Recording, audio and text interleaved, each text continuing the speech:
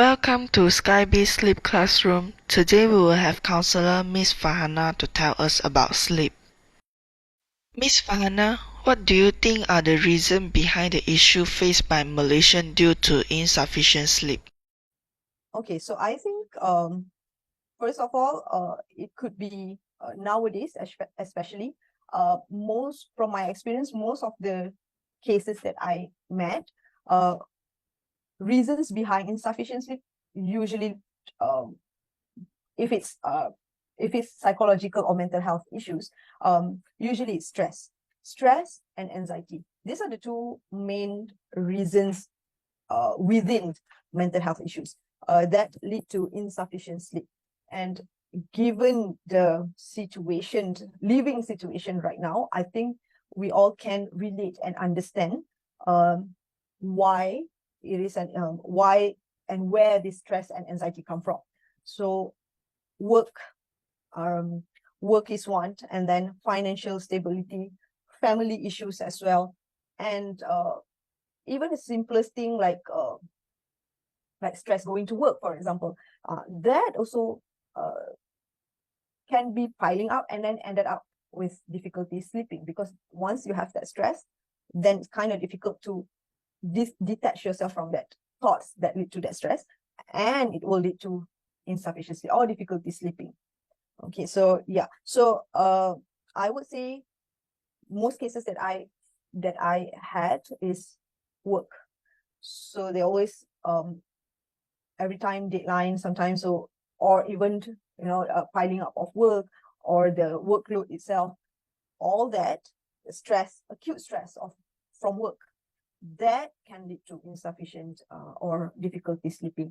And in terms of anxiety, that also play a part.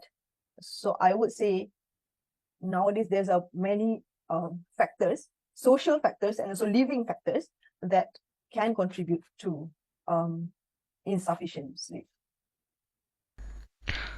Do you think your industry is helpful in improving sleep health? How does it assist? Okay, I would say yes. So as a mental health provider, I would like to call myself, I'm a psychologist. So working in the mental health field, we try to advocate, or we try to inform the public as much as we can, especially the client that come, that sleep is very important.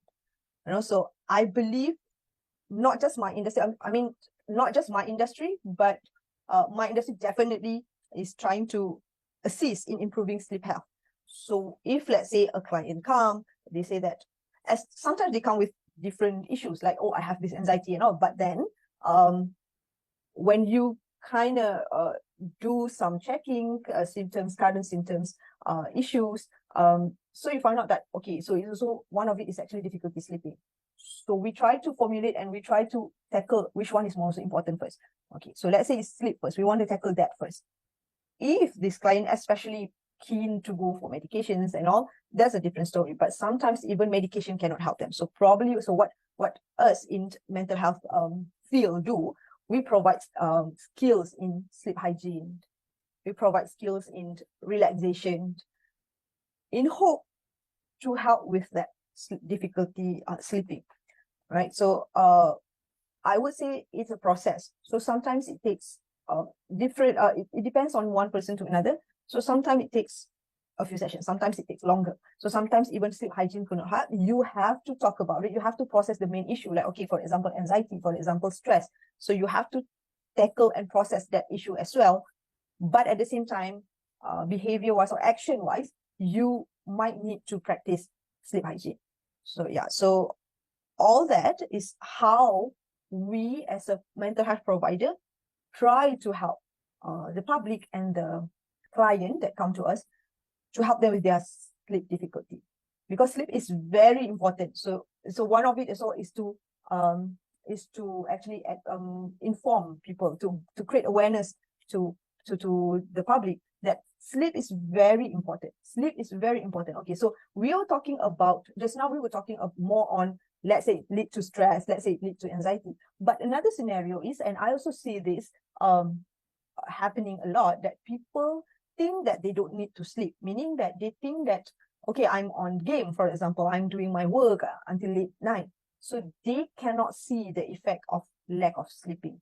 So, but actually sleeping, so these are the basic things, like the needs that you need to fulfill, like sleep, eat, and also staying active, all that, like staying hydrated, like that. So you need to have enough sleep for you to function well the next day in doing your work, and even to focus. So people take sleep for granted sometimes, but actually it's very important in focusing, it's very important in making decisions, and very important in with your cognitive functions, memory and all. So but those who have other difficulties is even more important.